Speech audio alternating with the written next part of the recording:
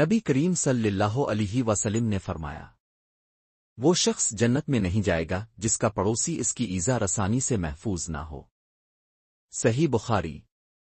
سوچئے، اگر کوئی ساری رات قیام کرے، دن بھر روزہ رکھے، خوب صدقہ دے، لیکن اگر اس کا اخلاق اپنے پڑوسیوں کے ساتھ خراب ہے تو یہ سب عبادتیں اسے جنت میں لے جانے کا ذریعہ نہیں بنیں گی۔